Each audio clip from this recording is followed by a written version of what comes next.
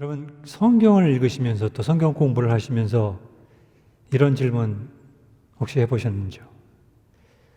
왜 예수님께서 하나님을 사랑한다고 하는, 또 율법을 열심히 지키고 가르쳤던 대제사장들, 서기관들, 바리새인들에 의해서 죽임을 당하셨을까?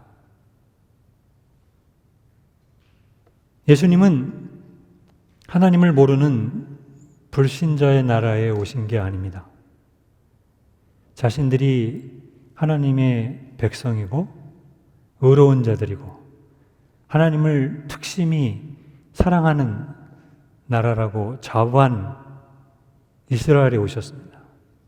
이방인들을 짐승처럼 여기는 그런 나라에 오셨습니다. 그런데 아이러니하게 공생애를 하는 동안, 예수님께서 공생애 사역을 하시는 동안 가장 사역을 방해하고 비판하고 음해하는 세력이 바로 그들이었습니다.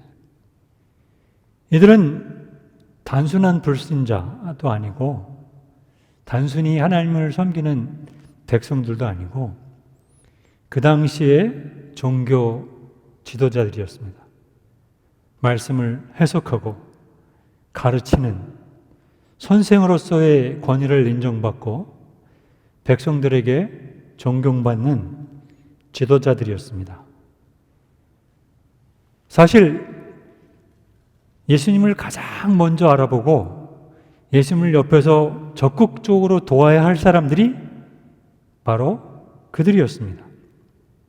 그런데 그들은 3년 내내 예수님에 대해서 대적하고 음해하고 끝내는 십자가에서 죽게 했습니다. 왜 이런 일이 일어났을까요? 이런 질문, 이런 고민 해보셨습니까? 오늘 이 본문의 사건을 통해서 왜 그들이 이 처참한 실패의 자리에 가게 됐는지 그 이유를 우리가 찾을 수가 있습니다. 오늘 본문은 마태복음 15장 1절부터 20절과 같은 병행 본문입니다. 근데 마가가 이 사건을 더 자세하게 기록을 하고 있기 때문에 오늘 본문을 통해서 살펴보려고 합니다. 예수님은 이 사건을 통해서 그 당시의 종교 지도자들 또 이스라엘 백성들이 왜 신앙 생활에 실패하고 하나님과 멀어졌는지 분명하게 경고하고 계십니다. 이 메시지는 오늘을 사는 우리들에게도 경고의 메시지로 받아야 합니다. 나의 신앙생활의 모습을 살펴보고 다시 주님 앞에 바른 모습으로 결단하고 헌신하는 그런 모습이 우리에게 있어야 할 줄 압니다. 오늘 본문의 배경은 예수님께서 3년의 공생애 중에 이제 마지막 3년째 되는 그런 공생애 기간 동안 일어난 사건입니다.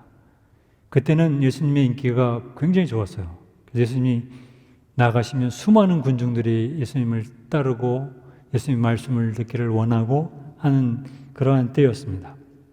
그런데 오늘 본문 1절을 보면은 대제사장들과 유대교 지도자들이 자기들 중에 몇 명을 스파이로 파송을 해서 예수님을 감시하는 것을 볼 수가 있습니다. 예수님이 무슨 말을 하는지 무슨 행동을 하는지를 감시를 하고 있었습니다. 왜 이들이 예수님이 협조는 못하고 이렇게 감시하는 스파이를 보냈을까요? 가장 큰 이유는 예수님이 점점 유명해지고 예수님의 말씀이 더 위력을 발생하니까 자신들의 기득권을 빼앗길 것 같은 그런 걱정이 생긴 겁니다. 그래서 어떻게든지 예수님의 말씀 중에서 행동 중에서 뭔가 잘못된 게 생기면 그것을 빌미로 해서 예수님을 제거하려는 그런 마음을 갖고 있었습니다. 오늘 이 본문의 사건은 이 중앙에서 파견된 바리새인들, 서기관들이 예수님과 예수님의 제자를 관찰을 하다가 레이더에 하나가 딱 걸렸어요. 이거 찬스다. 그게 뭐였냐면 예수님의 제자가 손을 씻지 않고 음식을 먹는 것을 보았습니다. 그것을 보고서 예수님에게 나와서 이제 비난을 하는 거죠. 어찌하여 손도 안 씻고 음식을 먹느냐. 마가의 독자들이 이방인이었기 때문에 3절부터 4절까지 그 정결 규칙에 대한 내용을 더 설명을 좀 하고 있습니다. 근데 이러한 그 바리새인들, 서기관들을 예수님께서 아주 굉장히 심하게 질책을 하셨습니다. 그 톤이 굉장히 강하게 그들을 책망을 하셨어요. 그 책망한 이유가 뭘까요? 7절에 보면은 예수님께서 그들을 책망하신 이유가 나옵니다. 그들이 전통과 형식에 치우쳐서 하나님의 계명을 버리고 사람의 전통을 지켰다. 그게 예수님께서 그들의 심령을 감찰하시는 주님께서 하신 말씀입니다. 그 당시에 바리새인들, 모든 유대인들은 이 장로의 유전을 굉장히 열심히 지켰습니다. 이 유전이라는 말을 다른 말로 하면 전통입니다. 여기서 얘기하는 이 장로의 유전은 그 율법의 울타리라고 불리는 미시나를 얘기합니다. 미시나. 사람들이, 랍비들이 말씀을 읽고 그것을 해석한 것을 모아놓은 것을 얘기를 하는데, 이 미시나에 대한 설명과 해석을 한 거를 게마라라고 하고, 또 미시나와 게마라를 합쳐서 만든 것이 우리가 잘 아는 탈무드입니다. 그들은 하나님의 말씀을 이해하기보다 하나님께서 왜 이 말씀을 하셨을까? 하나님의 그 의도를 정확하게 알려고 하기보다 그것을 해석해서 세부 조항을 만들어 가지고 규칙을 자꾸 정했습니다. 그래서 그걸 하나의 전통으로 만들었어요. 해석의 오류로 만들어진 규범, 전통은 하나님의 말씀을 바로 이해하는데 장애 요인이 됩니다. 그것을 아주 극명하게 지금 이 사건에서 보여주는 거예요. 2절에 보니까 씻지 않는 손으로 떡을 먹는 것을 보고서 이제 비난을 하면서 왜 너희가 장로의 전통인 정결 규례를 지키지 않느냐라고 비난을 했습니다. 근데 우리가 여기서 이 정결 규례에 대한 걸 한번 살펴볼 필요가 있습니다. 이게 어떻게 시작이 됐는지. 본래 이 정결 규례는 제사장들이 성전에 들어갈 때 제사를 집도하기 전에 그 물두멍에서 손을 씻는 데서 시작이 됐습니다. 하나님 앞에 나아갈 때에 정결한 마음으로 거룩하신 하나님을 만나고 그리고 예배자를 위해서 예배를 집도하는 그러한 상징으로 손을 씻었어요. 하나님과 예배자 사이에 거룩한 제사가 가능하도록 자기를 성찰하고 돌아보는 그런 것이었습니다. 그래서 사실은 이 의식은 이 손을 씻는 게 중요한 게 아니에요. 손만 열심히 씻으면 뭐합니까? 이 손 씻음이 상징하고 있는 그 마음을 깨끗하게 하는 거예요. 하나님 앞에서 청결한 마음으로 자기의 죄를 고백하고 하나님 앞에 나가는 그것이 훨씬 더 중요한 것이었습니다. 그런데 이 율법학자들, 서기관들이 이 하나님의 말씀을 잘 지키기 위해서 자꾸 세부 규례만 만든 거예요. 근데 이 규칙이 너무 세분하다 보니까 그게 장애물이 되었습니다. 오리무중에 빠진 거죠. 안식을 거룩하게 지키라. 거기에 그 세부적인 조항이 100개가 됩니다. 이상이 돼요. 어느 정도 거리까지는 걸으면 안 된다. 바느질을 해도 어디까지만 하고 그 다음은 하면 안 된다. 뭐 이런 식의 그런 규례들을 자꾸 이렇게 만들어서 그것을 지키려고 노력을 했습니다. 그러다 보니까 정말 하나님께서 말씀하시는 그 하나님의 의도를 잃어버린 거죠. 성전에 나가서 하나님 앞에 거룩한 예배를 드리기 위해 했던 그 법규가 나중에는 식사 법규로 변질이 되고 거기에 종교적인 의무를 부여하면서 그것을 지키면 마치 마음이 깨끗한 것처럼 착각을 하게 된 거죠. 그래서 그게 더 발전이 돼가지고 잔을 씻는 거, 노그릇 씻는 거, 이걸 어떻게 씻느냐, 이런 그릇을 씻는 규례까지 만들었습니다. 이런 형식적인 것에 집착하고 거기에 열심을 내다 보니까 정작 하나님 앞에 정결한 마음으로 나가서 자기 죄를 고백하고 하나님의 은혜를 찬양하고 하나님의 말씀대로 순종하는 그러한 자기 성찰을 잃어버리게 된 것입니다. 그래서 예수님께서 6절에 그들이 아주 잘하는, 바리새인들과 서기관들이 잘하는 말씀을 가지고 그들을 책망합니다. 이사야 29장 13절입니다. 이사야가 너희 외식하는 자들에 대하여 잘 예언하였도다. 기록하였을 때 이 백성이 입술로는 나를 존경하되 마음은 내게서 멀도다. 그들이 신앙생활에 실패한 이유는 사람들이 만들어 놓은 이 전통, 규례가 하나님의 말씀이라고 착각하고 그것을 지키면 내가 의로워지고 하나님과 가까워진다 라고 생각하고 열심을 낸 것에 있습니다. 근데 이것은 결국 이사야의 말씀대로 하나님과의 관계를 망쳐버렸어요. 너희들이 말로 행동으로는 나를 사랑한다고 막 얘기를 하고 하나님을 거룩하게 여긴다고 하는데 너의 마음은 나한테 떠났다. 가장 중요한 예배자의 마음에 실패를 한 것입니다. 겉으로 여기서 외식한다고 그러죠. 외식하는 것, 외식을 통해서 하나님을 존중하는 것 같으나 결국은 하나님과의 관계가 단절되는 이런 무서운 결과를 가져오게 되었습니다. 여러분, 신앙생활하면서 이거는 우리 교회에서 오랫동안 해온 거야. 교회에서는 다 이렇게 해야 돼. 이런 형식에 익숙하기 때문에, 또 편안함 때문에, 하나님의 말씀을 제대로 이해하지 못했기 때문에 잘못된 전통이, 잘못된 규례가 하나님의 말씀을 대신하게 하는 이런 중대한 과오를 범해서는 안 됩니다. 그런 행위는 결국 하나님의 말씀을 폐하는 데까지 가는 거예요. 13절을 보십시오.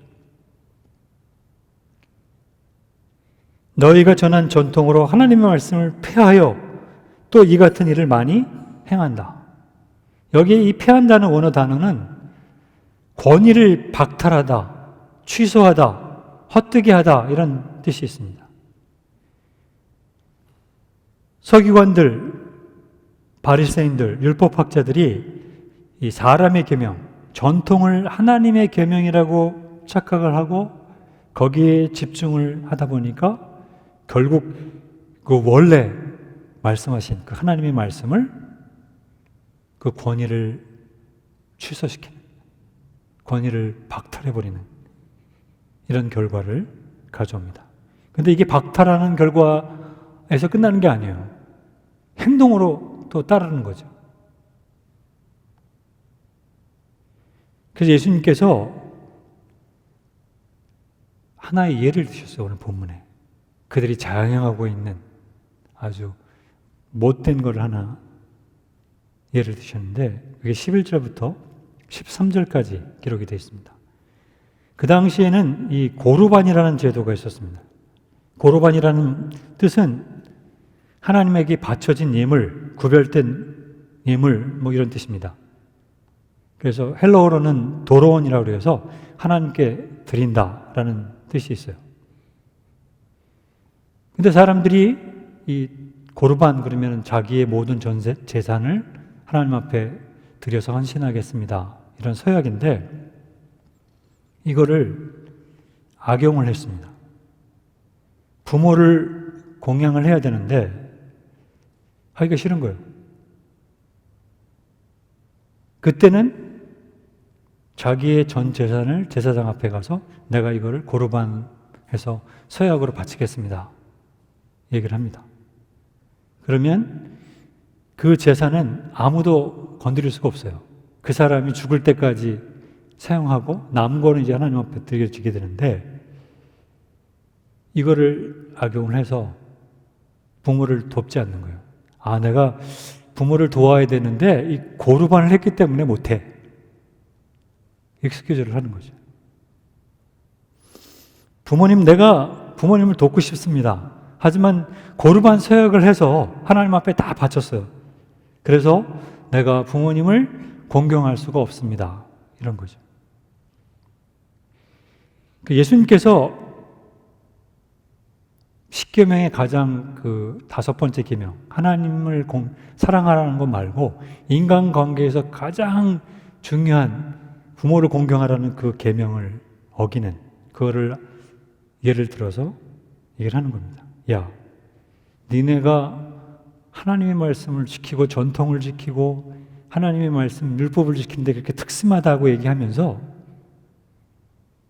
하나님이 말씀하신 그 고르반의 의미를 변질시켜서 부모를 공경하라는 하나님의 명백한 말씀을 아주 당당하게 너희가 어기고 있지 않느냐.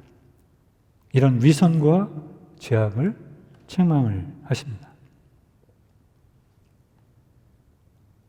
수많은 병자들이 치료가 되고 귀신이 쫓겨나가고 천국 복음이 선포되고 죄의 용서가 있는 이 위대한 예수님의 그 구원 사역 앞에서 그런 일들이 막 지금 일어나고 있는데 그 당시의 종교 지도자들이었던 바리새인들, 서기관들 그리고 많은 유대인들은 겨우 이 손 씻는 거, 그릇 닦는 이 규례 여기에 집착하고 여기에 열중을 하고 있었습니다.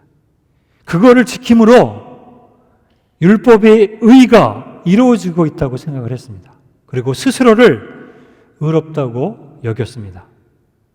그리고 그것에 동조하지 않는 예수님과 예수님의 제자들을 신랄하게 비판했습니다. 어찌하여 당신의 제자들은 부정한 손으로 떡을 먹느냐?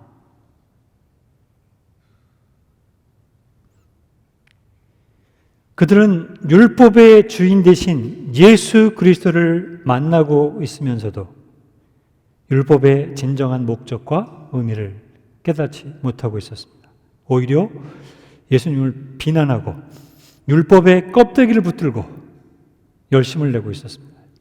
그리고 그 토대 위에 자신들의 기득권을 만들고 그것을 누리고 있었습니다. 율법의 완성이신 예수님을 만나고 그분과 교제하고 그분을 사랑하고 그분이 원하시는 일에 순종하는 것이 가장 중요한 이 말씀의 본질임에도 불구하고 그들은 주님을 알아보지 못했습니다. 오히려 예수님을 십자가에 못 박았습니다. 하나님의 말씀을 옳게 이해하지 못하니까 하나님이 어떤 분인지, 하나님이 뭘 원하는지, 하나님의 백성이 어떻게 살아야 되는지를 제대로 알지 못하는 거죠. 알지 못하는 잘못된 사람의 계명을 지키니 그 결과로 당연히 하나님과 대적하는 이런 엄청난 결과를 가져오는 것입니다.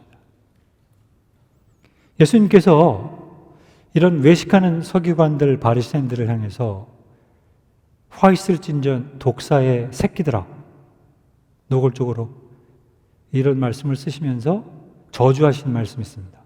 나중에 시간 나시면 한번 읽어보시기 바랍니다. 마태복음 23장 23절부터 마지막 절까지. 거기에 몇 가지를 이제 읽어드리면 25절, 26절에 화 있을진저 저주를 얘기하는 거예요. 외식하는 서기관들과 바리새인들이여 잔과 대접의 겉은 깨끗하게 하되 그 안에는 탐욕과 방탕으로 가득하게 하는도다. 눈먼 바리새인들이여, 너는 먼저 안을 깨끗이 하라. 그리하면 겉도 깨끗하리라. 그래서 오늘 본문을 보면은 이 본문 13절 이후에 예수님께서 이 사건을 가지고 군중들에게 말씀하시고 또 말미에는 예화를 들어서 제자들에게 또 자세하게 가르쳐요. 근데 그때 예수님께서 21절부터 22절에 이 마음을 더럽게 하는 것에 대해서 이렇게 얘기를 하십니다. 더러운 손으로 먹는 거, 우리가 먹고 나서 그것을 배설하는 거, 그게 더러운 게 아니라 이 마음에 있는 그게 더럽다. 그러면서 그 더러운 걸 얘기를 하시면서 악한 생각, 곧 음란, 도둑질, 살인, 간음, 탐욕, 악독, 속임, 음탕, 질투, 비방, 교만, 우매함, 이런 것들이 우리를 더럽게 한다라고 말씀합니다. 마태복음 23장 33절에 보면은 예수님께서 그 당시에 대제사장, 바리새인들, 서기관들, 그리고 율법의 그 규례에 사람의 계명에 몰두하고 있는 유대인들을 향해서 이렇게 얘기합니다. 뱀들아, 독사의 새끼들아. 이거 한글 성경 그대로 읽은 거예요. 너희가 어떻게 지옥의 판결을 피하겠느냐? 이게 엄청난 말씀 아닙니까? 심판으로 지옥의 판결을 너희가 어떻게 피하겠느냐? 마태복음 7장 21절에서 23절을 보면은 예수님께서 산상수훈을 통해서도 아주 심각한 경고의 말씀을 하셨습니다. 5장부터 7장까지 산상수훈을 얘기하시면서 마지막 부분에 이렇게 얘기를 합니다. 나더러 주님 주님 하는 사람이라고 해서 다 하늘나라에 들어가는 것이 아니다. 하늘에 계신 내 아버지의 뜻을 행하는 사람이어야 들어간다.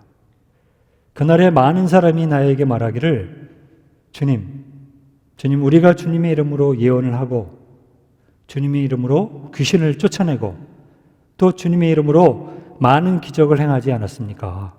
할 것이다. 그때에 내가 그들에게 분명히 말할 것이다. 나는 너를 도무지 알지 못한다. 불법을 행하는 자들아, 내게서 물러가라. 여기에 아주 대비되는 그 두 단어가 있어요. 하나님의 뜻을 행하는 것, 그 다음에 불법을 행하는 것.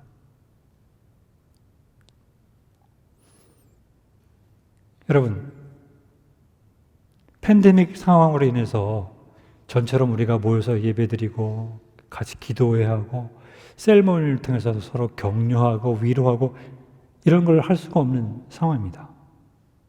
이럴 때일수록 제일 중요한 게 내가 내 신앙을 지키는 겁니다. 어떻게 지킬 수가 있겠어요? 하나님의 말씀을 정확하게 이해하고 그 말씀대로 살기 위해서 내가 기도하고 그 말씀을 적용하면서 주님이 주시는 위로와 은혜를 경험하고 다른 사람들에게 그것을 나눠주고 이런 신앙생활이 없이는 신앙이 건강하게 자랄 수가 없습니다.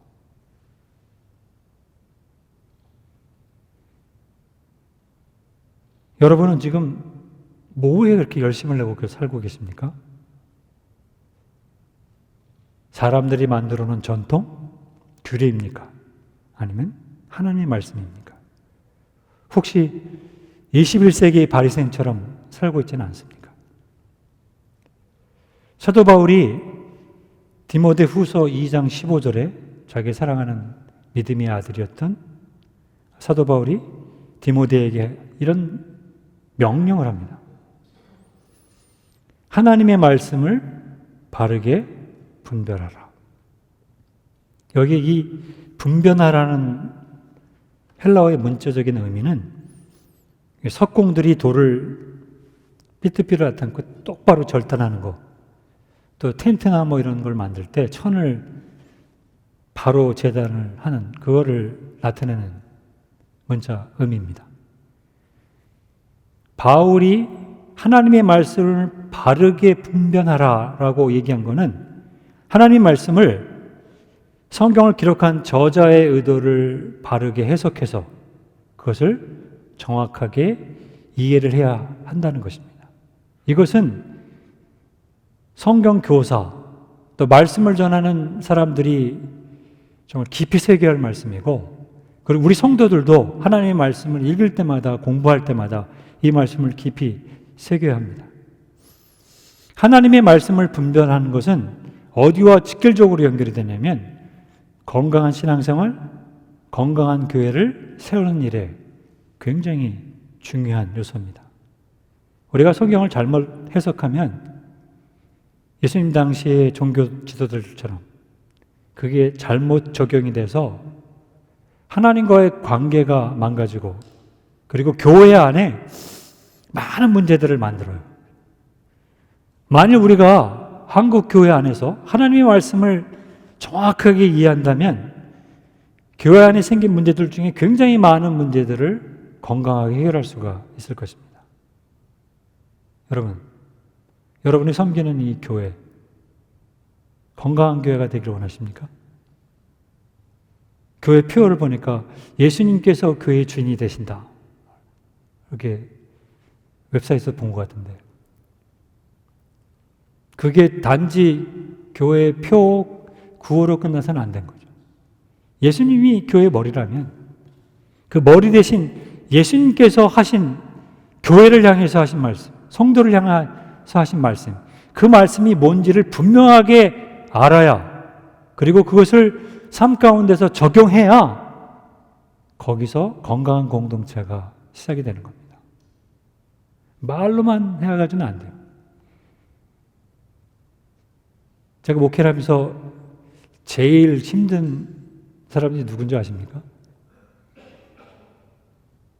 말만 하는 사람이요. 섬기지는 않고 말만 하는 사람. 그런 사람이 교회 많을수록 그 교회 힘든 거죠. 말없이 자기 자리를 지키면서 묵묵하게 힘들거나 어렵거나 문제가 있거나 없거나 꾸준하게 주님을 섬기면서 자리를 지키는 사람들이 사실은 건강한 교회를 세워가는 겁니다. 요즘에 우리 성도들이 몸된 교회를 섬기는 기본적인 자세가 잘못되어 있는 게 굉장히 많습니다. 교회는 쇼핑하는 데가 아니에요. 나한테, 우리 가족에게 이익을 주기 때문에 헌팅하듯이 이렇게 다니는 데가 아닙니다. 그렇다면 가장 기본적인 교회의 성경적인 원리를 모르는 사람이에요. 교회는 그 교회가 적든지 크든지 예수님을 머리로 모든 성도들, 목회자를 포함한 모든 성도들이 지체입니다. 각자의 은사와 기능을 따라서 섬기는 거예요.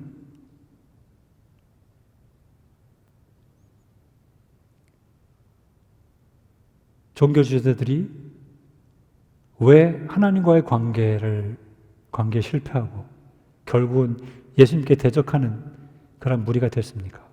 그 원인은 하나님의 말씀을 옳게 분별하지 못했기 때문입니다. 오늘 미디어를 통해서, 웹 통해서 수많은 메시지들이 쏟아져 나오고 있습니다. 여러분, 말씀을 분별해야 되는 시대가 왔어요. 여러분들이 말씀을 공부하면서 정리하면서 그 말씀을 상고해야 됩니다. 베로의 교회 성도들은 하나님 말씀을 듣고 그 말씀을 상고했다고 그랬어요. 이 상고라는 의미는 그냥 듣고 그렇구나 라고 이해하는 게 아니라 그 말씀이 맞는지를 확인해서 삶 가운데서 적용하는 걸 얘기하는 겁니다. 우리가 그런 마음을 가지고 하나님 말씀을 붙들고 선다면 여러분의 개인적인 신앙의 건강함이 회복될 것이고 또 공동체가 건강해질 것입니다.